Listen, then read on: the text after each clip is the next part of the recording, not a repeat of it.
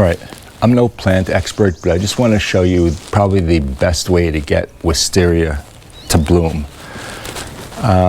We've lived here for a bunch of years, and I watched a bunch of videos on how to make these things bloom, and almost nothing was working. The idea they were saying is to look for specific spots in between this node and that node and cut them back, and then it'll bloom off of that, new growth. Anyway, watch out, there's a big boring bee. What I've found is that I leave all the growth on this thing. I'm in New York here. I leave all the growth. I mean, I cut this back at least 4 or 5 times a season. It grows really fast. It grows up onto the roof. But anyway, and this will all fill in. What I do is I leave all the old growth until about mid-February.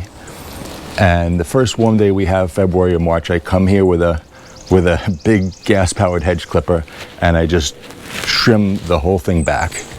And you know, obviously in a big plant, you can make yourself crazy looking for spots to cut, but I cut it way back, and this is basically how it reacts every year.